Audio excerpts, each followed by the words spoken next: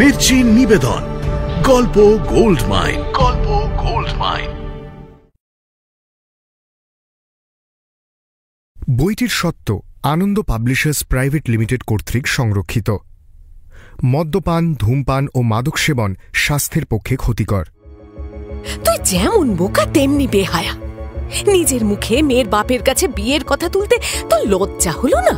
আমি বাইরের লোক, আমার সামনে কথা বলতে ওর অসুবিধে হচ্ছিল। আমি বরং যে বিন্ধিবে লোভিবে সে কৃষ্ণা গুণপতি। এ হতে পারে না বাবা। তুমি তাকে বলে দিও এ অসম্ভব।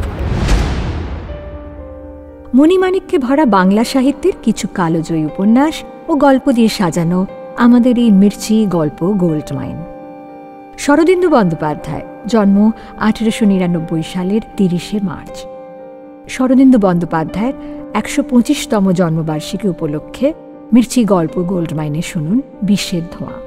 জনপ্রিয় সব রহস্য ও ঐতিহাসিক উপন্যাসের মতো বেশ কিছু উল্লেখযোগ্য সামাজিক উপন্যাসও লিখেছেন লেখক, যেমন জাতিস্বর, বিষের ধোঁয়া বা অতিপ্রাকৃত বিষয় নিয়ে বরদা সিরিজ এবং অন্যান্য নানান গল্প, যা আজও বেস্টসেলার। ছোটদের জন্য সৃষ্ট চরিত্র সদাশিবও যথেষ্ট উল্লেখযোগ্য।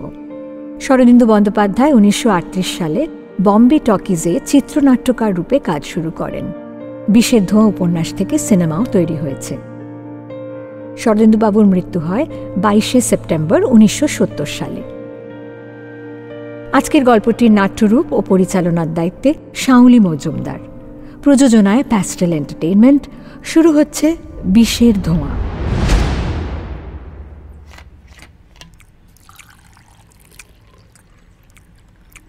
বৌদি, ওরা ব্রাহ্ম নয়, হিন্দু। কারা? ও, পাশের বাড়ির কথা বলছো? তা এরই মধ্যে খবর পেলে কোত্থেকে? দীনবন্ধুবাবু বললেন বুঝি? তার কি কি খবর নিলে? শুধু হিন্দু হলে তো চলবে না, কি জাত? বাবা, জাত বামুন, মুখুজ্জে। যাক, তবে তো সবই ভালো।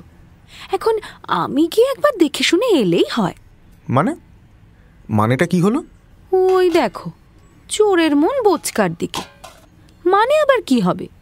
নতুন প্রতিবেশী এসেছেন, সেদিন অত ভদ্রতা করলেন, ওদের বাড়ি গিয়ে আলাপ পরিচয় করতে হবে না?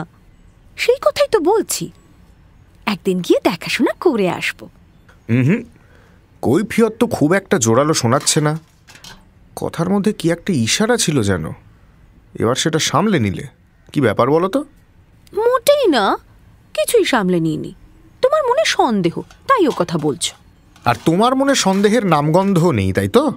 না, তুমি আমার লক্ষণ দেওর, তোমাকে কি আমি সন্দেহ করতে পারি? তবে তোমার কাছ থেকে একটা কথা খুব শুনতে ইচ্ছে করছে। কি বলো না? আচ্ছা ঠাকুরপো, মেয়েটি দেখতে কেমন? কোন মেয়েটি? কোন মেয়েটি আবার? পাশের বাড়ির মেয়েটি। ও, কালো। কার মতো গায়ের রং হবে? আমার মতো? বললুম না কালো। তুমি কি কালো? আচ্ছা, তবে আমাদের ঝির মতো? না, অতটাও নয়। এই ধরো আমার ওপর আরো 2 পোঁচ। তাহলে তাকে কালো বলা চলে না, শ্যামবর্ণ। বেশ, তবে শ্যামবর্ণই। উজ্জ্বল শ্যামবর্ণও হতে পারে। তা পারে, আশ্চর্য নয়। আচ্ছা, আর মুখ চোখ গড়ন? মুখ চোখ আছে, আর গড়ন যতদূর মনে পড়ছে। না, ঠাট্টা নয়, সত্যি বলো, মুখ চোখ ভালো নয়? কি জানি বৌদি, আমি অত ভালো করে দেখিনি। ধ্যাৎ, তুমি বড় লাজুক ঠাকুরপো, ভালো করে মুখের দিকে তাকাতেও পারোনি বুঝি? না না, তাকাবো না কেন? দেখতে মন্দ নয়, চলনসই। কিন্তু বৌদি, পরের বাড়ির মেয়ের সম্বন্ধে এসব আলোচনা করা কি উচিত? আচ্ছা, তোমার সম্বন্ধে যদি কেউ এভাবে আলোচনা করতো, আমার কিন্তু একটুও ভালো লাগতো না। আমরা মূর্খ মেয়ে মানুষেরা এমন আলোচনা করেই থাকি। আচ্ছা, তাহলে কি বলো, মেয়েটি চলনসই, তাই না? ঠাকুরপো, আজ মেয়েটিকে আমি দেখেছি। আমার ঘরের গলির দিকের জানলা দিয়ে ওর শোবার ঘর দেখা যায়। তবে আমাকে এত জেরা করলে কেন? দেখছিলুম, সত্যি কথা বলো কিনা। আশ্চর্য, সত্যি কথা বলবো না কেন? কি জানি, যদি লুকো। এই এই এই তোমার মনের কথাটা কি বলো তো বৌদি? আমার মনের কথা আবার কি? তোমার মনের কথাই জানতে চেয়েছিলাম। আমার মনের কথা হচ্ছে এই যে একজন ভদ্রমহিলার সঙ্গে আলাপ হয়েছে, কিন্তু তার নাক, মুখ, চোখ, রং, গড়ন কেমন এই নিয়ে আমি মনে একবারের জন্য ভাবিনি। হয়েছে? তা তো দেখতেই পাচ্ছি, নইলে আর চলন সই বলতে না। রং ময়লা হোক, কিন্তু মেয়েটি সত্যি সুন্দরী ঠাকুরপো। মহাভারত পড়েছ তো? স্বয়ংবর সভা মনে আছে? যে বিন্ধিবে লোভিবে সে কৃষ্ণা গুণবতী। ওকে একবার দেখেই মনে হলো ও সেই কৃষ্ণা গুণবতী, যার জন্যে আর্যাবর্তের রাজারা সব উন্মত্ত হয়ে উঠেছিলেন। সেও কিন্তু কালো ছিল ঠাকুরপো। দুপুরে কিশোরের খাওয়ার সময় সুহাসিনী সম্পর্কে কিশোরের কাছে খোঁজ খবর নিচ্ছিল বিমলা। খাওয়া শেষ করে কিশোর আর কোনো কথার উত্তর না দিয়ে গম্ভীর মুখে উপরে উঠে গেল। তারপর বাইরে পরার জামা কাপড় গায়ে দিয়ে ছড়ি হাতে প্রস্তুত হয়ে কিশোর নেমে আসতেই বিমলা বলল, এই নাও পান ধরো, আর মুখ গোমরা করে থাকতে হবে না। মেয়ে মানুষের সম্বন্ধে অমন জিজ্ঞেস করে, ওতে দোষ হয় না। নাও এবার হাসো তো দেখি। না বৌদি, এ ভারী অন্যায়। দূর। আচ্ছা আচ্ছা, অন্যায়, কিন্তু তুমিও এবার থেকে আমার কাছে সত্যি কথা বলো, লুকিও না। মাঝে আরো ৮-১০ দিন কেটে গেল। হঠাৎ গুমোট গরম শেষ হয়ে বর্ষা নেমেছে। কদিন ধরেই মেঘগুলো যেন আকাশের চারপাশে ঘুরে জটলা পাকিয়ে ষড়যন্ত্র করছিল। আজ দুপুরে সকলে একজোট হয়ে প্রবল বেগে বর্ষণ শুরু করে দিল। কিশোর ভিজতে ভিজতে কলেজ থেকে বাড়ি ফিরল। বিমলা জানত সে ছাতা নিয়ে যায়নি, তাই আগে থেকেই জামা কাপড়, তোয়ালে ইত্যাদি ঠিক করে রেখেছিল। বলল, খুব ভিজেছ তো, নাও নাও এখন তাড়াতাড়ি ওগুলো ছেড়ে তোয়ালে দিয়ে গা মুছো। আচ্ছা, ছাতা নিয়ে বেরোলে বুঝি কোট প্যান্টুলনের অপমান হয়? আজ খুব ভিজেছি, কিন্তু আশ মেটেনি জানো। সে আবার কি গো? আহা, জুতো মোজা ওদিকে সরিয়ে রাখো, কোট আর কামিজের সঙ্গে লাগিও না, দেখো। খালি গায়ে বৃষ্টিতে ভিজতে না পারলে আরাম হয় না, বুঝলে? আচ্ছা, আর একদিন ভিজো। এখন আগে শুকনো তোয়ালে দিয়ে গা মাথা মুছে ফেলো তো, আমি এখানেই তোমার খাবার নিয়ে আসছি। বৌদি চলো দুজনে তেতলার ছাদে উঠে খানিক ভিজি গে। আবার ভিজবে? এই না সারাটা পথ ভিজে এসেছো। না না, আর ভিজলে অসুখ করবে। লক্ষ্মীটি বৌদি, একবার চলো, বেশি নয় 5 মিনিট। প্রথম বর্ষা নেমেছে, আজ ভিজলে কি অসুখ করে? অন্তত আমার করবে না। ভিজতে ভারী ইচ্ছে করছে বৌদি, চলো না। কি ছেলে মানুষই বলো তো, তুমি কি স্কুলের ছেলে যে ক্লাস পালিয়ে জলে ভিজতে যাবে? গলায় প্যান্টুলুন দিয়ে বলছি বৌদি, চলো। কিন্তু আমার যদি ভিজে চুলে থেকে অসুখ করে? আরে করবে না, চলো চলো তো বলে মহানন্দে হাত ধরে টানতে টানতে বিমলাকে ওপরের খোলা ছাদে নিয়ে চলল কিশোর।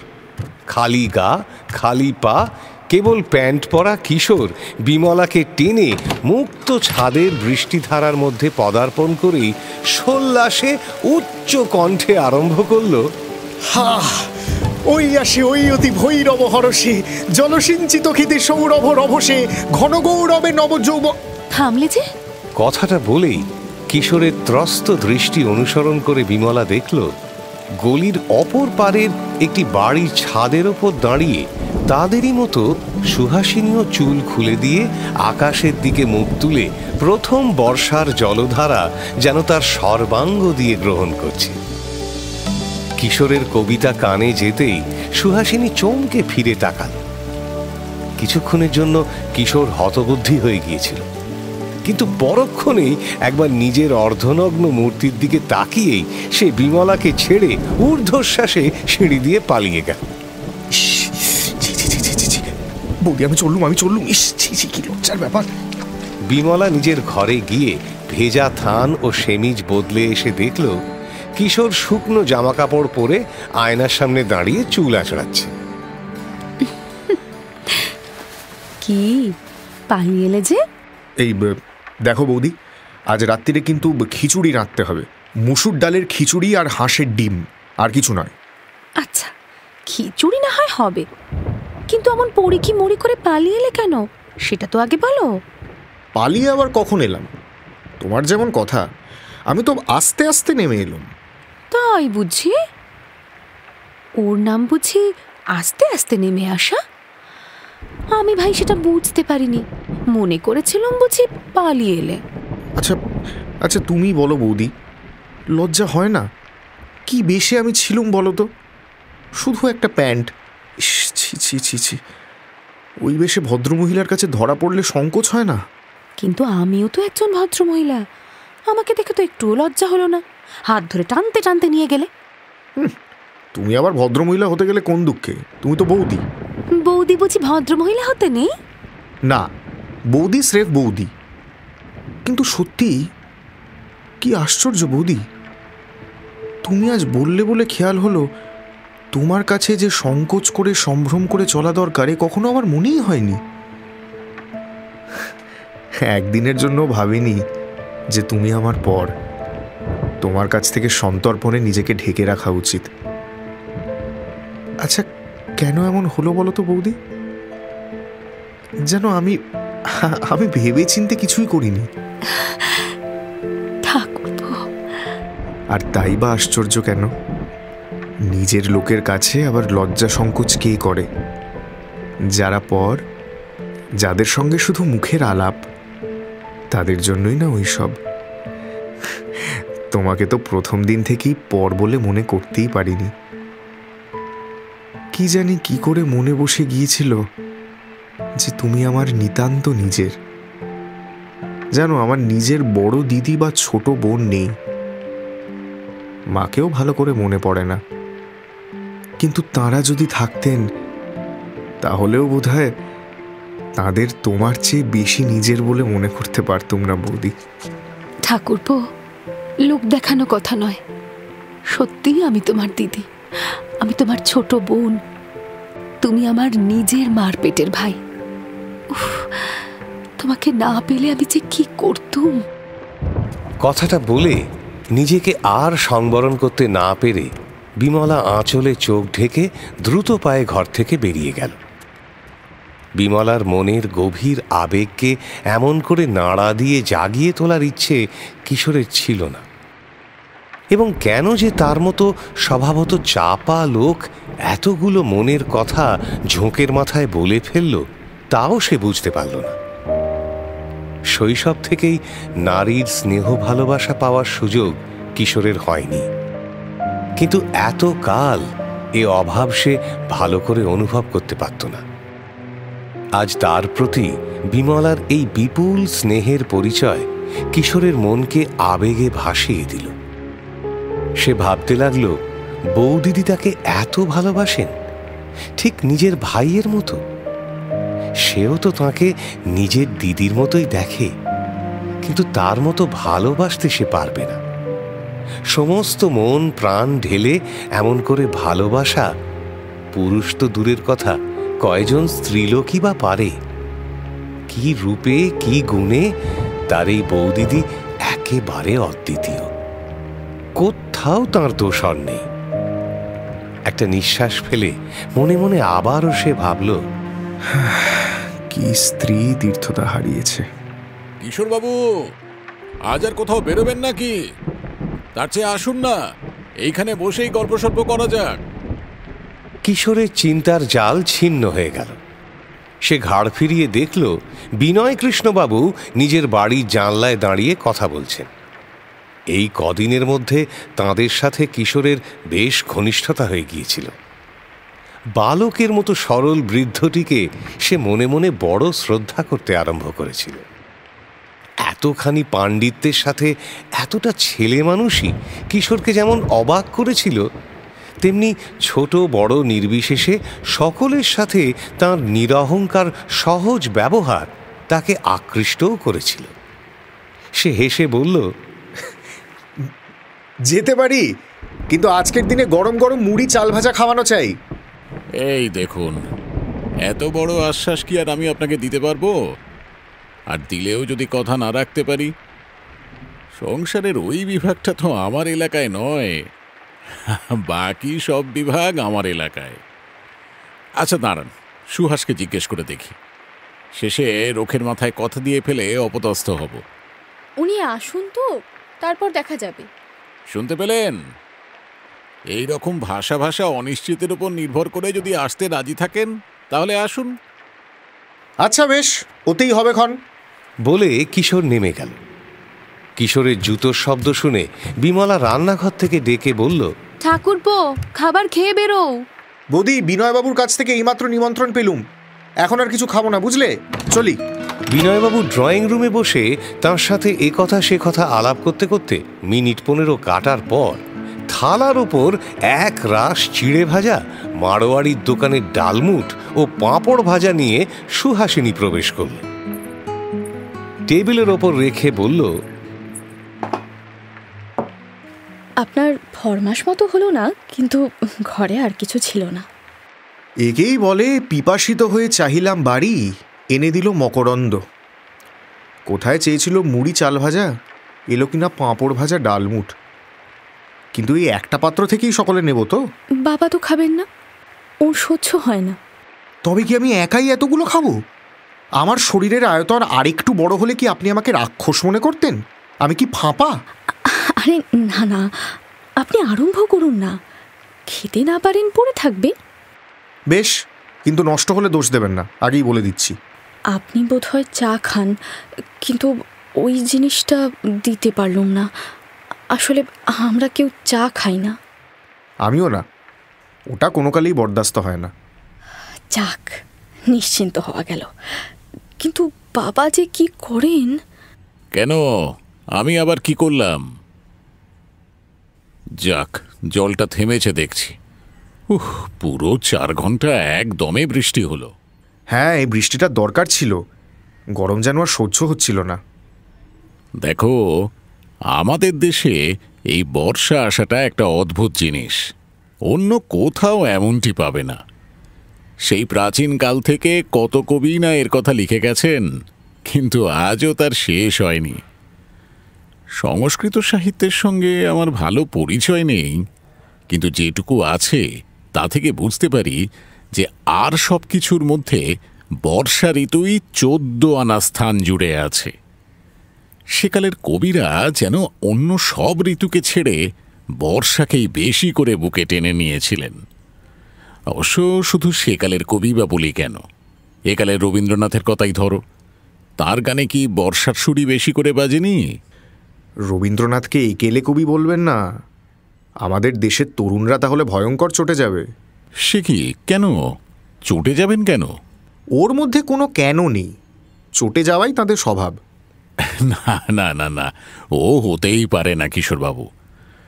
আমাদের দেশের নতুন সাহিত্যিকরা রবীন্দ্রনাথের কাব্য উপভোগ করতে পারেন না, এই কথা আমি ভাবতেই পারি না। আরে রবীন্দ্রনাথ আর বঙ্কিমবাবুকে বাদ দিলে আমাদের ভাষায় কি থাকে বলুন দেখি? কিছু না, কিন্তু এদিকেও যে আর কিছুই নেই দেখছি। এটা কিরম হলো? সত্যি কি সব খেয়ে ফেললাম নাকি? হ্যাঁ, অন্য মনস্ক হয়ে খেয়ে ফেলেছেন। ইস, ভেবেছিলুম কম খেয়ে আপনাদের কাছে প্রশংসা অর্জন করব, কিন্তু আমার ভাগ্যই খারাপ। নিজের প্রকৃত স্বরূপ আমি চেপে রাখতে পারি না, একটু অসাবধানেই প্রকাশ হয়ে পড়ে। আরে ওভাবে কেন বলছেন? বেশ করেছেন, খাবার জিনিস খেয়েছেন। বেশ, এবার তাহলে মধুরেণর সমাপয়ত করুন, একটা গান হোক। সেদিন মাঝপথে আপনার গানে বাধা দেওয়ার পর থেকে মনের গ্লানি কিছুতেই মুছে ফেলতে পারছি না। তাই গান শুনে বুঝি পাপের প্রায়শ্চিত্ত করতে চান? আচ্ছা, এমনও তো হতে পারে গঙ্গা স্নান করে পাপ ধুয়ে ফেলতে চাই। বেশ তো বেশ তো, একটা গাও না সুহাস। সুহাসিনীর গান শুনে কিশোর যেন কোনো স্বপ্নলোক থেকে ফিরে এলো। আচ্ছন্ন কণ্ঠে বলল, কি সুন্দর আপনার গলা। আমি পুরো ডুবে গিয়েছিলাম জানেন। কিশোরের এই কথা যে মামুলি চাটুবাক্য নয়, মুগ্ধ হয়ে স্বতঃস্ফূর্ত স্তুতি, তা বুঝতে পেরে সুহাসিনীর মুখখানা লজ্জায় রাঙা হয়ে উঠল। কোনো মতে লজ্জা দমন করে সে বলল, এবার আপনি একটা গান করুন। হ্যাঁ, আমি গান করব? আমি তো গাইতে জানি না। জানেন বই কি, তখন যে ছাদের উপরে গাইছিলেন। হ্যাঁ, ও বাবা, আপনি আপনি শুনেছিলেন বুঝি? তা তা সে তো গান নয়, কি মনে হলো তাই একটা কবিতা আওড়াচ্ছিলুম। আজ এই হঠাৎ বৃষ্টি হয়ে আপনিও তো ছাদে দাঁড়িয়ে ভিজছিলেন, বাদলার ছোঁয়াচ তো আপনারও লেগেছে। তাকে এই বিপন্ন অবস্থা থেকে মুক্তি দেওয়ার জন্যই যেন এই সময় সাহেব বেশি অনুপম চন্দ্র সে বাড়িতে উদয় হল। সেই প্রথম দিন দেখার পর ইতিমধ্যে এই বাড়িতেই কিশোরের সাথে অনুপমের আরও 2-3 বার দেখা হয়েছে। কিশোর যে চোর ডাকাত নয়, সত্যি সত্যিই একজন ভদ্রলোক, তা নিঃসংশয়ে প্রমাণ হয়ে যাওয়ার পর অনুপমকে অনেক হাসি তামাশা, ঠাট্টা ও বিদ্রূপ সহ্য করতে হয়েছিল। সবচেয়ে বেশি খোঁচা দিয়েছিল সুহাসিনী, আর এই কারণে কিশোরের ওপর অনুপম প্রসন্ন ছিল না। গুন্ডার পরিবর্তে কলেজের প্রফেসর হওয়ায় কিশোর যে তাকে সুহাসিনী ও তার বাবার কাছে অত্যন্ত খেলো করে দিয়েছে, এই আক্রোশ সে কিছুতেই ভুলতে পারছিল না। আরও একটা কারণে কিশোরের বিরুদ্ধে তার মন একেবারে বিষাক্ত হয়ে উঠেছিল। কয়েক বছর আগে বিনয়কৃষ্ণবাবু যখন প্রথম কলকাতায় এসে হাতিবাগান অঞ্চলে থাকতে শুরু করেছিলেন, তখন তাঁর স্ত্রীর সাথে প্রতিবেশিনী অনুপমের মা হেমাঙ্গিনীর খুব তাড়াতাড়ি আলাপ জমে উঠেছিল। তারাও কুসংস্কারগ্রস্ত হিন্দু ছিলেন না, সুতরাং সুহাসিনীর মায়ের সাথে তাঁর আলাপ বন্ধুত্বে পরিণত হতেও বেশি সময় লাগেনি। সেই সূত্রেই অনুপম এ বাড়িতে যাতায়াত শুরু করেছিল। তবে বান্ধবীর ছেলে হলেও বিনয়বাবুর স্ত্রী তাকে সুহাসিনীর কাছে বেশি ঘেঁষতে দিতেন না। এই অকালপক্ষ অত্যন্ত জ্যাঠা ছোকরাকে তিনি গোড়া থেকেই দেখতে পারতেন না, এবং এই জন্যই পাছে পরে কোনো গোলমাল হয়, সুহাসিনীকে তার সংস্পর্শ থেকে দূরে দূরে রাখতেন। কিন্তু তিনি হঠাৎ যখন মারা যান, তখন সুহাসিনীর বয়স 15 বছর আর অনুপমের 23। অনুপম ঘন ঘন যাতায়াত আরম্ভ করে দিল এবং সুহাসিনীকে নিজের প্রতি আকৃষ্ট করার যথাসাধ্য চেষ্টা করতে লাগল। সে তখন আইন পাশ করেছে এবং তার বাবার এক অ্যাটর্নি বন্ধুর অফিসে কাজ করতে শুরু করেছে। সুতরাং সে যে সুহাসিনীর যোগ্য পাত্র, সে বিষয়ে তাদের মনে কোনো সন্দেহ ছিল না। বিনয়কৃষ্ণবাবুর কিন্তু ওদিকে দৃষ্টি ছিল না। স্ত্রীর মৃত্যুতে তিনি দিশেহারা হয়ে পড়েছিলেন। শোকের ধাক্কা কিছুটা কাটতেই হেমাঙ্গিনী ও অনুপম আকারে ইঙ্গিতে সুহাসিনীর বিয়ের কথা তাকে মনে করিয়ে দিতে লাগলেন। বিনয়বাবুর এই জগতে এক মেয়ে ছাড়া আর কেউ নেই। সেই মেয়েকেও বিয়ে দিতে হবে ভেবে তার বুক প্রায় ভেঙে গেল। তবুও একদিন ভারাক্রান্ত বুকে তিনি মেয়ের সামনে কথাটা পারলেন। বিয়ের নাম শুনেই সুহাসিনী কেঁদে কেটে বাবাকে জানিয়ে দিল যে সে তার বাবাকে ছেড়ে কোনো মতেই কোথাও যেতে পারবে না। তারপর থেকে বাবা ও মেয়ের মধ্যে এ নিয়ে কোনো কথা না হলেও অনুপম হাল ছাড়েনি। এমনকি এর যে খুব তাড়াতাড়ি একটা নিষ্পত্তি হতে পারে, সে আশা তার মনে যথেষ্ট ছিল। সুহাসিনীর জন্মতিথির রাত্রিরে মনে মনে সে একটা সংকল্প করেই এসেছিল, কিন্তু কোথা থেকে কিশোর এসে তার পুরো পরিকল্পনাটাই সেদিন ভেস্তে দিয়েছিল। ক্রমশ আশঙ্কায় দুশ্চিন্তায় অনুপম আর শান্তিতে থাকতে পারছিল না। কিশোরকে যে সেটি কি করে ঠেকাবে কিছুতেই বুঝে উঠতে পারছিল না। তবে কিশোর সুহাসিনীর প্রতি আকৃষ্ট হয়েই যে এদের সাথে মেলামেশা আরম্ভ করেছে তা কিন্তু বলা যায় না, বরং বিনয়কৃষ্ণবাবুর আগ্রহটাই যেন একটু বেশি। তিনি এবং তার মেয়ে সুহাসিনী দুজনেই যেন একটু বেশি কিশোরের সঙ্গে মেলামেশা করতে চান। সুহাসিনীর ব্যবহারই অনুপমকে সবচেয়ে বেশি আঘাত করেছিল। অনুপমের মনে হয়েছিল গত কয়েক বছর ধরে সে সুহাসিনীর আশেপাশে ঘুরেও তার মনের যে সীমানা অতিক্রম করতে পারেনি, মাত্র 2 সপ্তাহ আগে আসা কিশোর সেই সীমানা অনায়াসে অতিক্রম করে তাতে ন্যায্য অধিকার স্থাপন করারও বন্দোবস্ত করছে। সে উদ্বেগ ও ঈর্ষার জ্বালায় সারাক্ষণ ছটফট করতে লাগলো, কিন্তু বাইরে তাচ্ছিল্য দেখিয়ে এমন ভাব প্রকাশ করতে লাগলো যেন তার দীর্ঘ প্রতিষ্ঠিত প্রভাব অক্ষুণ্ণই আছে। কোনো হঠাৎ আসা উমেদার তার উপর একটি আঁচড়ও কাটতে পারেনি। আজ এই বর্ষার সন্ধ্যায় মনে হঠাৎ একটা আশঙ্কা হতেই ঝড় বৃষ্টি উপেক্ষা করে অনুপম বের হয়ে পড়েছিল, এবং এ বাড়িতে প্রবেশ করা মাত্র যখন সে কিশোরের গলা শুনতে পেল, তখন এক প্রকার মরিয়া হয়ে স্থির করল যে আর দেরি নয়, আজই একটা হেস্তনেস্ত করে তবেই সে ফিরবে। রেনকোট ও টুপি বাইরে টাঙিয়ে ঘরে ঢুকতেই সামনে কিশোরকে দেখে অনুপম মুখখানা অন্ধকার করে বিনয়কৃষ্ণবাবুর পাশে গিয়ে বসল। চেষ্টা করে মুখে একটু শুকনো হাসি এনে বলল, একটা কাজে এদিকে এসেছিলুম, তাই ভাবলুম দেখা করেই যাই। এই দুর্যোগের মধ্যে কি এমন কাজ ছিল অনুপম যে বেরোতে হলো? এই বৃষ্টি পড়ে কলকাতা শহরটা যেমন নোংরা হয়ে দাঁড়িয়েছে, তেমনই প্যাচ প্যাচে। এখন থেকে টানা 2 মাস এই কাদা আর বৃষ্টি চলল। কি জানেন, এই রেনি সিজনের মতো এমন যাচ্ছে তাই ন্যাস্টি সিজন আর নেই। বিনয়বাবুর প্রশ্নটা এড়িয়ে গিয়ে অনুপম মুখ বিকৃত করে কথাটা বলল, যে ব্যক্তি 2 মাইল পথ জল ভেঙে ও ছুটে চলা মোটরের কাদা ছিটনো খেয়ে এসেছে সে কথা বলতে পারে, কিন্তু এই ঘরে কিছুক্ষণ আগেই সবাই মিলে বর্ষা ঋতুকে কেন্দ্র করে শিল্প সাহিত্যের যে পরিশীলিত রুচিশীল আলোচনা করে সুন্দর পরিবেশ সৃষ্টি করেছিল, তা অনুপমের নিন্দায় নষ্ট হওয়ার উপক্রম হলো।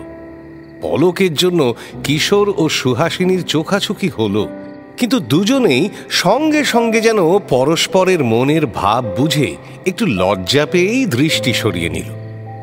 অনুপমের কথার বেসুরো ভাবটা সরিয়ে নেওয়ার চেষ্টাতেই কিশোর বলল, আপনি সারাটা পথ কাদা ঘেঁটে আসছেন বলেই ওরকমটা মনে হচ্ছে, নইলে বর্ষাকালটা আমাদের তো ভালোই লাগে।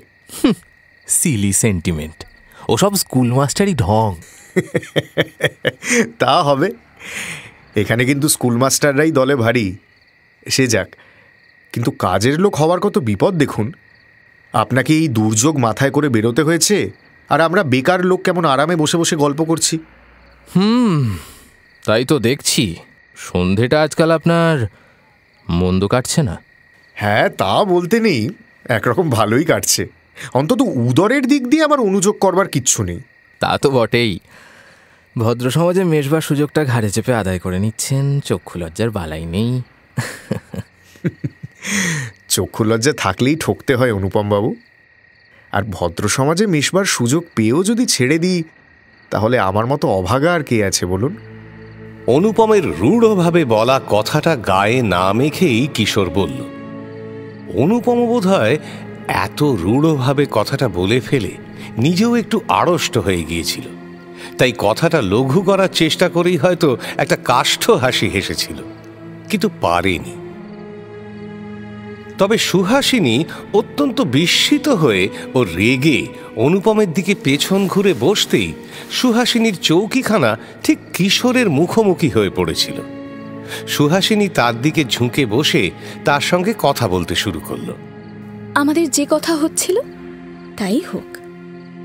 তখন কিশোর বুঝতে পারল যে অনুপমের অভদ্র অশিষ্ট ইঙ্গিতে যদি কিশোর অপমানিত বোধ করে থাকে, সেটা সংশোধনের চেষ্টাতেই যেন সুহাসিনী হঠাৎ তার কাছে খুব সরে এসে আগ্রহ ভরে তাকে জিজ্ঞেস করল, আপনার সঙ্গে যাকে ছাদে দেখলুম তিনিই বুঝি আপনার বৌদি? হ্যাঁ, উনিই আমার বৌদিদি। ওরই বুঝি সে রাত্রে মাথা ধরেছিল? হ্যাঁ। কিন্তু কি সুন্দর দেখতে আপনার বৌদিকে, চোখ যেন ফেরানোই যায় না।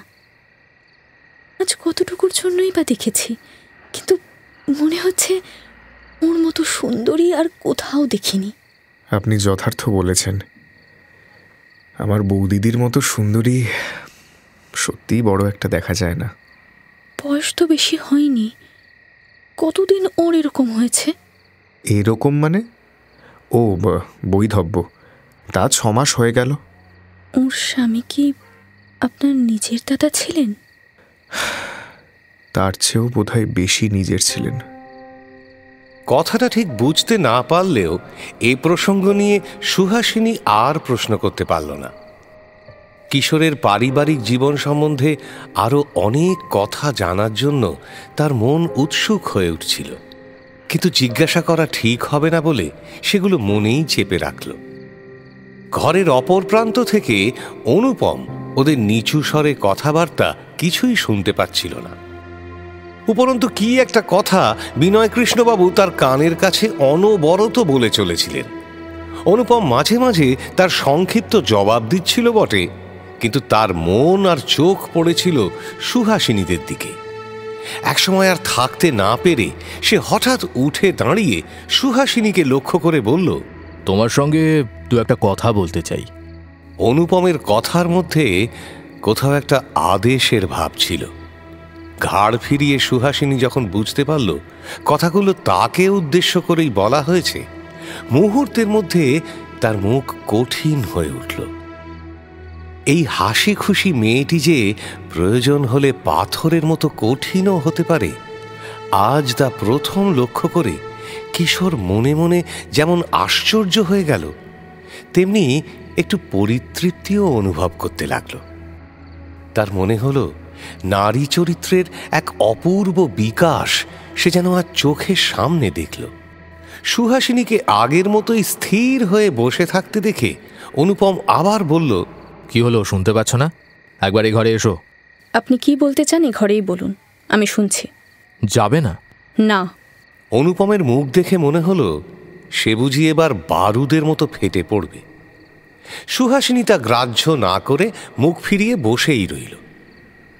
এই চরম অপমান কিশোর বসে দেখছে এবং সম্ভবত উপভোগ করছে মনে করে এবার অনুপমের অগ্নিদৃষ্টি এসে পড়ল কিশোরের ওপর। অনুপমের মুখ দেখে কিশোরের ভয় হলো হয়তো এখনই সে একটা লজ্জাকর বিশ্রী কাণ্ড বাঁধিয়ে বসবে। নিজের উপস্থিতির জন্য কুণ্ঠিত হয়ে সে চুপি চুপি সুহাসিনীকে বলল, অনুপমবাবু বোধহয় অসন্তুষ্ট হচ্ছেন, আপনি একবার ও ঘরে গেলে পারতেন। না। কথাটুকু কোনো মতে বলেই ঠোঁট কামড়ে সবেগে মাথা নেড়ে শক্ত হয়ে চেয়ারে বসে রইল সুহাসিনী, উঠল না। অনুপম অসীম বলে নিজেকে সংবরণ করে বিনয়কৃষ্ণবাবুর দিকে তাকিয়ে বলল, আপনিই চলুন তাহলে, আপনার সঙ্গেও কথা আছে। হ্যাঁ, আমি? আচ্ছা, চলো চলো তাহলে। ভেতরে ভেতরে যে একটা প্রবল গোলমাল পাকিয়ে উঠছে তা স্পষ্টভাবে না বুঝলেও বিনয়কৃষ্ণবাবু উদ্বিগ্ন হয়ে উঠছিলেন। পাশের ঘরটা বিনয়কৃষ্ণবাবুর লাইব্রেরি। অনুপমকে নিয়ে সেখানে ঢুকে দরজা ভেজিয়ে দেওয়ার পর কিশোর ও সুহাসিনী আগের মতোই মৌন হয়ে রইল। খানিক পরে কিশোর নড়ে চড়ে অনুতপ্ত স্বরে বলল, আমার বোধহয় উঠে যাওয়া উচিত ছিল। আমি বাইরের লোক, আমার সামনে কথা বলতে ওর অসুবিধে হচ্ছিল। আমি বরং... আপনি যেমন বাইরের লোক, উনিও তো তাই। তাহলেও এটা ঠিক হলো না। আরও কিছুক্ষণ নির্বাকভাবে বসে থাকার পর সুহাসিনীর হঠাৎ খেয়াল হলো যে এ ঘরে তারা দুজন ছাড়া আর কেউ নেই এবং তারা খুব কাছাকাছি বসে আছে। সুহাসিনী লজ্জায় তাড়াতাড়ি উঠে পড়ল এবং ঘরময় এটা ওটা নেড়ে ঘুরে বেড়িয়ে শেষে দূরের একটা চেয়ারে গিয়ে বসল। বিনয়কৃষ্ণবাবু ও অনুপম ফিরে আসতেই কিশোর উঠে দাঁড়িয়ে বলল, আমি আজ তাহলে উঠি, রাতও অনেক হলো, প্রায় 9:30 বাজে। কিশোর নমস্কার করে ঘর থেকে বেরিয়ে গেল। সুহাসিনী বাবার দিকে তীক্ষ্ণ দৃষ্টিপাত করে দেখল তাঁর মুখ গম্ভীর এবং তার ওপর একটা বিষণ্ণতার ছায়া পড়েছে। কিন্তু তিনি কোনো কথা না বলে আস্তে আস্তে নিজের চেয়ারে গিয়ে বসলেন। অনুপম বোধহয় আবার বসার উপক্রম করছিল, কিন্তু সুহাসিনীকে অধীরভাবে ঘড়ির দিকে তাকাতে দেখে সে আর বসতে পারল না। কিছুক্ষণ দাঁড়িয়ে থেকে হঠাৎ বেরিয়ে গেল। শুভরাত্রি। কি হয়েছে বাবা? অনুপম বাবু তোমায় কি বলে গেলেন? তার সাথে তোমার বিয়ের প্রস্তাব দিল, তবে এমন প্রস্তাব যে একেবারে সে নিজে করবে এ আমি আশা করিনি। দেখো, তোমার বাবা হিসেবে এই উদ্যোগ আমারই নেওয়ার কথা। হ্যাঁ, আমারই ভাবা উচিত ছিল, কিন্তু তুমি কি বললে বাবা? না মা, আমি তাকে কথা দিইনি ঠিকই, বলেছি যে এ বিষয়ে তোমার মতামত জেনে তবে তাকে জানাবো। অনুপমের চেয়ে সুপাত্র যে বাংলাদেশে তিনি অনেক পেতে পারেন এ জ্ঞান বিনয়কৃষ্ণবাবুর যথেষ্ট ছিল। তাই নিজের অক্ষমতার দোষে যে ব্যক্তি প্রথম তার মেয়েকে বিয়ে করার প্রস্তাব দিল তারই হাতে কন্যা সমর্পণের প্রতিশ্রুতি তিনি দিতে পারলেন না। মনে মনে ভাবলেন, তাঁর মেয়ে বড় হয়েছে, সে যদি স্বেচ্ছায় অনুপমকে পছন্দ করে রাজি হয় তবে তাঁর আর কিছুই বলার থাকবে না। কিন্তু তবু তাঁর সঙ্গীহীন পিতৃহৃদয় মেয়েকে পরের ঘরে পাঠিয়ে দেওয়ার কথা ভেবেই বিষণ্ণতা ও ব্যথায় ভরে উঠল। বিনয়বাবু মেয়ের দিকে না তাকিয়ে চুলের মধ্যে ক্রমাগত আঙুল চালিয়ে চালিয়ে যেন তাঁর দুশ্চিন্তাটা কমানোর চেষ্টা করছিলেন। সুহাসিনী চুপ করে দাঁড়িয়ে ভাবতে লাগল। আজ এ বাড়িতে প্রবেশ করার পর থেকেই অনুপম অনেক দুঃসাহস দেখিয়েছে বটে, কিন্তু এই শেষ ধৃষ্টতা সুহাসিনীর কাছে যেন তার সকল স্পর্ধাকে লঙ্ঘন করে গেল। দাঁতে দাঁত চেপে দৃঢ় কণ্ঠে সে বলল, এ হতে পারে না বাবা, তুমি তাকে বলে দিও, এ অসম্ভব। কথাটা বলেই সে উত্তরের বিন্দুমাত্র অপেক্ষা না করে ঘর থেকে বেরিয়ে গেল। সাধারণ পুরুষ, বিশেষ করে যুবকদের ব্যাপারে সুহাসিনীর মন এতদিন এক প্রকার উদাসীন, নিষ্ক্রিয় হয়েই ছিল। তাদের চালচলন, কথাবার্তায় মাঝে মাঝে আগ্রহ দেখা দিলেও কোনোদিনই এদের প্রতি কোনো আকর্ষণ সে অনুভব করেনি। অনুপমকেও সে সহজভাবে সরল মনে এই যুবকদেরই একজন মনে করে নিশ্চিন্ত হয়েছিল। কিন্তু এতদিন পরে কিশোর এসে তার সমস্ত ধারণা, চিন্তা ভাবনা ওলটপালট করে দিল। কিশোর যেন আর 5 জনের মতো সাধারণ যুবক নয়। অন্যান্য সকলের সাথে তার যেন মস্ত একটা স্বাতন্ত্র্য আছে। সুহাসিনীর নির্বিকার মনে সে তরঙ্গ তুলল। সুহাসিনীর যোগনিদ্রা যেন ভেঙে গেল। প্রথমে বিস্ময়, তারপর কৌতূহল এবং সর্বশেষে অদম্য আগ্রহ তার দেহ মনকে অহরহ কিশোরের দিকে দুর্বার শক্তিতে টানতে লাগল। জাহাজে দিক নির্ধারণ করার কম্পাসের কাঁটার মতোই সুহাসিনীর মন এখন সকল কাজে অকাজে পাশের একখানা বাড়ির দিকেই স্থির নিশ্চল হয়ে থাকে। আর একজনের কলেজ যাওয়ার ও সেখান থেকে ফেরার সময়টাতে তাকে যেন কোনো অদৃশ্য শক্তি ঘাড় ধরে এনে শোবার ঘরের জানলার পাশে দাঁড় করিয়ে দেয়। একজনের কণ্ঠস্বর তার বুকে মুগুরের মতো ঘা মেরে নিঃশ্বাস রোধ করে দেওয়ার উপক্রম করে। মনের এই অবস্থার কথা সুহাসিনী কিন্তু কিছুই জানতে পারেনি।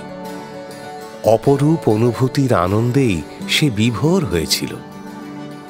বাড়িতে অন্য স্ত্রীলোক বা সমবয়স্কা মেয়ে থাকলেও হয়তো হাসি ঠাট্টার ভেতর দিয়ে সে নিজের কাছে ধরা পড়ে যেত। কিন্তু তেমন কেউ না থাকায় জীবনের এত বড় পরিবর্তনটা তার কাছে অজানাই রয়ে গেল। সেদিন দুপুরবেলা খাওয়া দাওয়ার পর বিনয়কৃষ্ণবাবু নিজের ঘরে বিশ্রাম নিচ্ছিলেন। সুহাসিনী একা এই দীর্ঘ অলস বেলাটা কি করে কাটাবে ভাবতে ভাবতে নিজের ঘরের বিছানার উপরে বুকের তলায় একটা বালিশ দিয়ে শুয়ে একখানা বই নিয়ে নাড়াচাড়া করছিল। এমন সময় দরজার বাইরে ঝির গলা শুনতে পেল। কে এসেছে দেখবার জন্য সুহাসিনী বই ফেলে উঠে বসতেই পর্দা সরিয়ে বিমলা প্রবেশ করল। সাদা থান ও সেমিজ, মাথার চুলগুলো টান করে পেছন দিকে জড়ানো, গলায় কেবল ইষ্ট কবচযুক্ত একগাছি সরু সোনার হার। তাকে দেখে সুহাসিনী কিছুক্ষণ মুগ্ধের মতো বিস্ফারিত দৃষ্টিতে তাকিয়ে রইল। সম্ভাষণ করতেও ভুলে গেল। তারপর তাড়াতাড়ি উঠে এসে তার হাত ধরে বিছানায় বসিয়ে বলল, আসুন, আপনাকে আমি চিনতে পেরেছি। আপনি কিশোরবাবুর বউ দিদি। আমার বড় অন্যায় হয়ে গেছে। ঢের আগেই আমার আসা উচিত ছিল, কিন্তু আমার দেওরটি তোমাদের ওপর যে উৎপাত আরম্ভ করেছেন, তার সঙ্গে যদি আমিও আবার যোগ দিই, তাহলে তোমাদের পাড়া ছেড়ে পালাতে হবে। এই ভয়ই এতদিন আসেনি। এরকম উৎপাত যদি মাঝে মাঝে করেন, তবেই আপনাদের পাড়ায় থাকবো, নইলে সত্যিই উঠে যেতে হবে। পাড়ার আর কারোর সঙ্গে আলাপ হয়নি বুঝি? না, এসে পর্যন্ত একেবারে একলা পড়ে গেছি। তারপর থেকেই দুজনের আলাপ জমে উঠল, কারণ দুদিকেই ভাব করার আগ্রহ সমান। সুহাসিনী লক্ষ্য করে দেখল, বিমলা শুধু অসামান্য রূপবতী নয়, যথেষ্ট সুশিক্ষিত এবং কথাবার্তায় বিশেষ রকম পরিমার্জিত। তার কথার মধ্যে বুদ্ধির এমন একটি অনাড়ম্বর অথচ সহজ স্বাতন্ত্র্য আছে যে সুহাসিনী বিস্মিত না হয়ে পারল না। ঘণ্টাখানেক গল্প স্বল্প করার পর তার দৃঢ় ধারণা জন্মালো যে এত সুন্দরী এবং এত বুদ্ধিমতী এমন মধুর প্রকৃতির স্ত্রীলোক সে আগে কখনো দেখেনি। তাদের কথাবার্তা খুব সাধারণ গোছেরই হলো। প্রায় সমবয়সী দুজন যুবতী একসাথে হলে সাধারণত যেমন কথাবার্তা বলে থাকে, এখানেও তার ব্যতিক্রম হলো না। লেখাপড়ার কথা, সেলাইয়ের কথা, সংসারের কথা, সুহাসিনীর মায়ের মৃত্যুর কথা ইত্যাদি নানান প্রকার আলোচনার মধ্যে দিয়ে দুজনেরই দুজনকে এমন ভালো লেগে গিয়েছিল যে পাশের ঘরের ঘড়িতে ঢং ঢং করে 2টো বাজতেই বিমলা চমকে উঠে দাঁড়ালো, বলল, আর তো ভাই বসতে পারবো না, ঠাকুরপুর আসবার সময় হলো। হ্যাঁ হ্যাঁ, আজ তো বৃহস্পতিবার, আজ তো 3টের সময়। এই পর্যন্ত বলতেই কে যেন সুহাসিনীর জিভ চেপে ধরল। বিমলা সেটা লক্ষ্যই করেনি, এমনভাবে বলল, হ্যাঁ, আজ ওকে শেষের একটা ক্লাস নিতে হয় না, 3টের মধ্যেই ফেরেন। আচ্ছা ভাই, আসি তাহলে। আমাদের গল্প কিন্তু শেষ হলো না, আর একদিন হবে। এবার কিন্তু তোমায় যেতে হবে, পাল্টা না দিলে আসবো না, তা বলে দিচ্ছি। আচ্ছা। কেবলমাত্র এই একটা আচ্ছা ছাড়া সুহাসিনী আর কিছুই বলতে পারল না। বেফাঁস কথাটা বলার পর থেকেই তার বুক ধড়াস ধড়াস করছিল। নিচে সদরের বারান্দা পর্যন্ত গিয়ে হাসি মুখে ফিরে দাঁড়িয়ে বিমলা বলল, আচ্ছা চললুম, মনে থাকে যেন সুহাস। আচ্ছা, আমি আপনাকে কি বলে ডাকবো? তুমি আমাকে দিদি বলে ডেকো। দুপুরবেলা পথে তখন বেশি লোক চলাচল ছিল না। মাথায় আঁচলটা একটু টেনে নিয়ে বিমলা দ্রুত পায়ে রাস্তাটুকু পার হয়ে নিজের বাড়িতে গিয়ে ঢুকল। তাকে বিদায় দিয়ে ঘরে ফিরে এসে পুনরায় বিছানায় বসার উপক্রম করতেই সামনেই বড় আয়নায় নিজের মুখখানা সুহাসিনীর চোখে পড়ল। সেদিকে তাকিয়ে নিজের অজ্ঞাত সারে সে একটা নিঃশ্বাস ফেলল। তার মনে হলো তার মতো কুৎসিত কুরূপা পৃথিবীতে বুঝি আর দ্বিতীয় নেই। সন্ধ্যের পর রোজই নিয়ম করে বিনয়কৃষ্ণবাবুদের বাড়ি বৈঠক বসত। বর্তমান বিজ্ঞানের ধারা নিয়ে কিশোর ও বিনয়কৃষ্ণবাবু দুজনের মধ্যে তুমুল তর্ক চলত, আর সামনের চৌকির হাতলের ওপর চিবুক রেখে সুহাসিনী চুপ করে বসে সেসব শুনত। কিন্তু যত না শুনত, তার থেকে বেশি একজন তার্কিকের বলিষ্ঠ দেহ, যুক্তিপূর্ণ কথা, বিশাল জ্ঞান ও তার স্বচ্ছ সরল মনের কথা ভাবতে ভাবতে বিভোর তন্ময় হয়ে পড়ত। সেদিনও তেমনটাই চলছিল। কি একটা বিষয় নিয়ে অনেকক্ষণ ধরে চলা তর্কের কিছুতেই কোনো নিষ্পত্তি হচ্ছিল না। কিশোর হঠাৎ তার দিকে ফিরে জিজ্ঞেস করল, আচ্ছা আপনি কি বলেন? আপনাদের তর্কটা কি নিয়ে? আমি তো সেটাই বুঝতে পারছি না। কেন বুঝতে পারছেন না? এ তো খুব সহজ কথা। উনি বলছেন। কি হলো? চুপ করে গেলেন যে? কিসের একটা আওয়াজ হলো না? কই? কেউ এলো বোধহয়। কিছুক্ষণের মধ্যেই অনুপমের মা হেমাঙ্গিনী দেবী প্রবেশ করলেন। কুঁচিয়ে পরা গরদের সরু পাড়ের শাড়ি, গায়ে তার সঙ্গে মানানসই ব্লাউজ এবং পায়ে বনাতের চটি জুতো পরে হেমাঙ্গিনী ঘরে প্রবেশ করলেন। হিন্দু বিধবার আচার ও আধুনিক শিষ্ট সমাজের সভ্যতা, এই দুইয়ের মধ্যে একটা রফা তিনি করে নিয়েছিলেন। তিনি আসতেই সকলে সসম্ভ্রমে উঠে দাঁড়ালেন। সুহাসিনী কাছে এসে প্রণাম করল। তিনি তার গালে আলতো স্পর্শ আদর করে ইঙ্গিতে বিনয়কৃষ্ণবাবুকে দেখিয়ে বললেন, ওর নাকি আবার শরীর খারাপ হয়েছে? কই না তো, বাবা তো বেশ ভালোই আছেন। হ্যাঁ, এখানে এসে অবধি এই হাঁপানিটা আর জাগায়নি। যাক, তবু ভালো। কিন্তু কি যেন বলল, তাই শুনে পর্যন্ত মনটা ছটফট করছিল। নানান কাজে আসতে পারিনি, আজ আর থাকতে পারলুম না। ভাবলুম যাই একবারটি গিয়ে দেখে আসি। কচি মেয়েটা একলা না জানি কত কষ্টই পাচ্ছে। আর তো সুজাতা নেই, আজ যদি সে থাকতো। সুজাতা সুহাসিনীর মায়ের নাম। এই সময় কাছেই বসে থাকা কিশোরের ওপর দৃষ্টি পড়ায় তিনি সুহাসিনীকে জিজ্ঞেস করলেন, চিনি চিনি মনে হচ্ছে যেন। ছেলেটি কে বলো তো? আরে, আপনার সঙ্গে তো পরিচয় করিয়েই দেওয়া হয়নি। এই হচ্ছে কিশোর, এই তো পাশের বাড়িতেই থাকে, কলেজের প্রফেসর। আর কিশোর, ইনি হচ্ছেন অনুপমের মা। নমস্কার।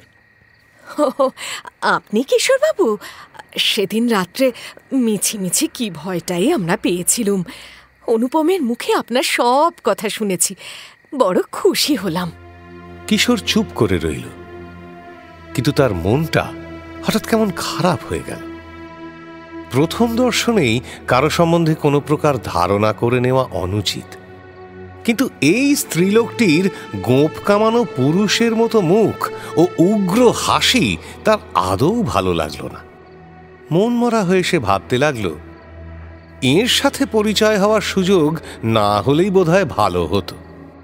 বিনয়কৃষ্ণবাবু কিন্তু হাঁপ ছেড়ে আবার প্রফুল্ল হয়ে উঠলেন। সেই যে অনুপম বিয়ের প্রস্তাব দিয়ে চলে গিয়েছিল, তারপর আর আসেনি। বিনয়কৃষ্ণবাবু চিঠি লিখে তাকে সুহাসিনীর অমত জানিয়ে দিয়েছিলেন। তারপর আরও কয়েকদিন কেটে গেছে, কিন্তু ওদিক থেকে কোনো সাড়া শব্দ পাওয়া যায়নি। তাই আজ হেমাঙ্গিনীকে দেখা মাত্র তাঁর মনে অদ্ভুত একটা অস্বস্তি মেশানো আতঙ্কের সঞ্চার হয়েছিল। তাঁর স্ত্রীর এই বান্ধবীটিকে তিনি মনে মনে যথেষ্টই ভয় পেতেন, কিন্তু যখন দেখলেন যে হেমাঙ্গিনী বেশ সহজভাবে হাসি মুখে কথা বলছেন, তখন তাঁর মনে আবার স্বাভাবিক আনন্দ ফিরে এলো। সাধারণভাবে আবার কথাবার্তা আরম্ভ হলো। শুধু সুহাসিনী তাতে যোগ দিতে পারল না। আস্তে আস্তে সরে গিয়ে কোণের একটি চৌকিতে মন মরা হয়ে বসে রইল। ক্রমশ দেখা গেল যে বিনয়কৃষ্ণবাবুও কখন অলক্ষ্যে আলাপ আলোচনা থেকে বাদ পড়ে গিয়েছেন। শুধু কিশোর আর হেমাঙ্গিনী কথা বলে চলেছে। হেমাঙ্গিনীর ভাবভঙ্গি দেখে মনে হলো যে এই সুন্দর দেখতে ছেলেটিকে দেখা মাত্র তাঁর মাতৃহৃদয়ের অনেক কাল ধরে জমে থাকা স্নেহ যেন হঠাৎ প্রচণ্ড বেগে উথলে উঠেছে। আর তাই আজ তার নাড়ি নক্ষত্র না জেনে যেন তিনি থামবেন না। ও, মা নেই তোমার? আহা, মরে যাই। যার মা নেই তার কেউ নেই। মা মরা ছেলে দেখলেই আমার বুকের ভিতরটা কেমন করতে থাকে। তা তোমার বাবা আবার সংসার করেছেন বুঝি? হ্যাঁ। তাই? ও তো জানা কথা। দোজ পক্ষে বিয়ে করলে আগের পক্ষের ছেলে মেয়ে পর হয়ে যায়, এ আমি ঢের দেখেছি। এ তো নতুন কিছু নয় বাবা। আচ্ছা, তোমার সৎমার আবার ছেলেপুলে হয়েছে তো? হ্যাঁ, কিন্তু আমি বাবার পর হয়ে গেছি এ কথা আপনি মনে করছেন কেন? হয় বাবা, হয়, অনেক দেখেছি, জানি কি না। আর তাই যদি না হবে, তুমি এখানে একটা বাসা নিয়ে রয়েছো, তিনি কি তোমার কাছে এসে থাকতে চাইতেন না? কি বলো? ও অঞ্চলে আমাদের কিছু জমিদারি আছে, তাই দেখতে শুনতে হয় বলে তিনি এখানে থাকতে পারেন না। তাছাড়া জমিদারি আছে? তবে তোমার চাকরি করার দরকার কি? আমার ভালো লাগে তাই কাজ করি। তাছাড়া আমি তো একলা থাকি না, সঙ্গে আমার বৌদিদিও থাকেন। মানে কথাটা বলে ফেলেই কিশোর সন্ত্রস্ত হয়ে উঠল। আসলে শুধু টাকার লোভে যে সবাই কাজ করে না, কাজের প্রতি নিঃস্বার্থ ভালোবাসাও যে সম্ভব, এ কথা যে একে বোঝানো যাবে না তা কিশোর বুঝতেই পেরেছিল। তবু একের পর এক প্রশ্নের জেরায় সে ক্লান্ত হয়ে প্রসঙ্গটাকে কোনো মতে শেষ করতে চেয়েই কথাটা ফট করে বলে ফেলেছে। কিন্তু এই নতুন সূত্র ধরেই যে আর এক প্রস্ত জেরা আরম্ভ হবে, সেটা বুঝতে পেরেই সে তাড়াতাড়ি বিনয়কৃষ্ণবাবুর দিকে ফিরে কি একটা অন্য কথা বলতে গেল। কিন্তু তাকে সে অবসর না দিয়ে হেমাঙ্গিনী আবার বললেন, বৌদিদি, কিন্তু তুমি যে বললে তোমার বড় ভাই কেউ নেই, তা তোমার দাদাও কি তোমার সঙ্গেই থাকেন? না, আমার বৌদি বিধবা। ও, সেই কথাই তো ভাবছিলাম। তুমি ছেলে মানুষ, একলা থাকো, শুধু বামুন চাকুরের ওপর কি নির্ভর করা চলে? একজন গিন্নি বান্নি মেয়ে মানুষ বাড়িতে চাইবই কি? তার হাতেই বুঝি সংসার? তার ছেলেপুলে নেই বুঝি? কত বয়স হবে? আমাকে মাফ করবেন, কিন্তু সারাক্ষণ নিজের সম্বন্ধে আলোচনা করতে আমি বড় লজ্জা পাচ্ছি। আপনারাও নিশ্চয় মনে মনে অতিষ্ঠ হয়ে উঠেছেন। না না বাবা, তোমার কথায় আমি বড় আনন্দ পাচ্ছি। সে আমার সৌভাগ্য, কিন্তু এঁরা তো ক্লান্তি বোধ করতে পারেন। ঘরের বাকি দুজনকে দেখিয়ে কথাটা বলে কিশোর চুপ করে গেল। কিশোরের দিকে একটা মর্মভেদী তীক্ষ্ণ দৃষ্টি নিক্ষেপ করে হেমাঙ্গিনী আর কিছু বললেন না। আজ তিনি এ বাড়ির আবহাওয়া বুঝতে, বিশেষ করে পুত্রের প্রতিদ্বন্দ্বী এই যুবকটিকে ভালো করে পরীক্ষা করতেই এসেছিলেন। অনুপম সে রাতের ঘটনা প্রথমে মায়ের কাছে গোপন করেছিল। কাজটা যে ঠিক হয়নি সেটা সেই রাতেই সে বুঝেছিল। তারপর যখন বিনয়বাবু চিঠি গেল, তখন আর কোনো কথাই চাপা থাকল না। ছেলের কাছ থেকে খুঁটিনাটি সমস্ত জেনে নিয়ে হেমাঙ্গিনী বিরক্ত হয়ে বলেছিলেন, তুই যেমন বোকা তেমনি বেহায়া। নিজের মুখে মেয়ের বাপের কাছে বিয়ের কথা তুলতে তো লজ্জা হলো না? ভাগ্যে সুজাতা বেঁচে নেই, নইলে আমার আজ মাথাটা কাটা যেত। এই সব কথা, এই লোকটার ব্যাপার এতদিন আমাকে বলিসনি কেন? ছেলের সাথে তিনি একান্তে এমন ব্যবহার করতেন যেন সে 5 বছরের একটি নির্বোধ শিশু। বিনয়কৃষ্ণবাবুর বেশ টাকা কড়ি আছে, এ কথা চেনা পরিচিত সকলেই জানত। তিনি বৃদ্ধ হয়েছেন এবং সুহাসিনী তাঁর একমাত্র সন্তান। এই 3টি তত্ত্বের যা অনিবার্য যোগফল, তাও নিতান্ত গণ্ডমূর্খ ছাড়া কারও অজানা থাকার কথা নয়। সুতরাং সুহাসিনীর সাথে অনুপমের বিয়ে যে হেমাঙ্গিনীর একান্ত অভিপ্রেত ছিল, এটা আর আলাদা করে বলার কিছু নেই। 3-4 দিন ধরে সমস্যাটাকে চারদিক থেকে ভালো করে বিবেচনা করার পর তিনি এসেছিলেন নিজের চোখে পুরো বিষয়টা দেখে যেতে। তবে তিনি যে অনুপমের বিয়ের প্রস্তাব দেওয়া ও তা প্রত্যাখ্যান সম্বন্ধে ঘুণাক্ষরেও কিছু জানেন, তার বিন্দুমাত্র আভাসও দিলেন না। কথায় কথায় আরও কিছুক্ষণ কাটল। আজকের সন্ধেটা ব্যর্থ হলো এমন মনোভাব নিয়ে কিশোর বেরিয়ে যাবার পর হেমাঙ্গিনী দরজার দিকে তাকিয়ে থেকে যেন নিজের মনেই বললেন, ছেলেটি বেশ, কিন্তু বাপের সঙ্গে বনে না। ভিতরে কিছু কথা আছে নিশ্চয়ই। বনে না? কই, তেমন কথা তো কিছু বলল না। আহা, বাইরের লোকের কাছে কি আর সে কথা বলতে পারে? কিন্তু আমি বলে দিলুম, দেখে নিও।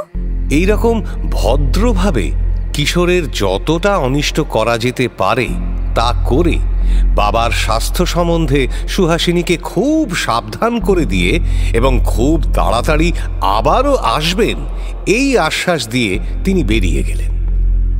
সুহাসিনীর মনের অবস্থা যে ঠিক কোথায় এসে দাঁড়িয়েছে এবং তার মন নিয়ে প্রতিদ্বন্দ্বিতায় কিশোর যে তার ছেলের কতটা গুরুতর প্রতিপক্ষ তা তাঁর মতো শানিত বুদ্ধিশালিনী রমণীর আন্দাজ করতে বিলম্ব হয়নি।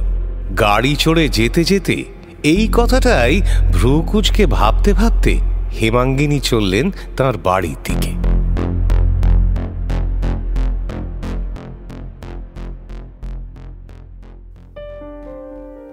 শুনলেন শরদিন্দু বন্দ্যোপাধ্যায়ের লেখা বিষের ধোঁয়ার দ্বিতীয় পর্ব। গল্প পাঠে শেখর, কিশোর অগ্নি, সুহাসিনী বর্ণিশা ভট্টাচার্য, বিমলা দেবশ্রী মুখার্জি, অনুপম সায়ন্তন ঘোষ, করবী অধ্যায় সাহা।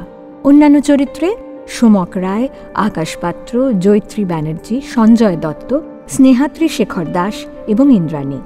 নাট্যরূপ ও পরিচালনায় শাওলি মজুমদার, নাট্যরূপ সহায়তায় বর্ষা, ধ্বনি পরিকল্পনা ও আবহ সঙ্গীত সব্যসাচী মুখার্জি, প্রচার অলঙ্করণ সৌম্যদীপ গুঁই, প্রযোজনায় প্যাস্টেল এন্টারটেইনমেন্ট, সমগ্র পরিকল্পনায় ইন্দ্রাণী।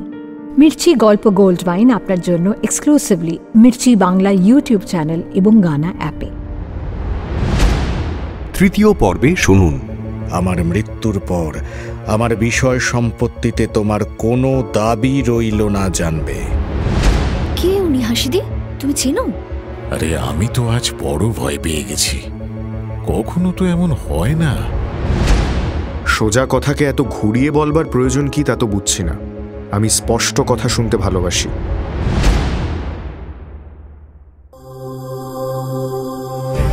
মির্চি নিবেদন গল্প গোল্ড মাইন। গল্প গোল্ড মাইন।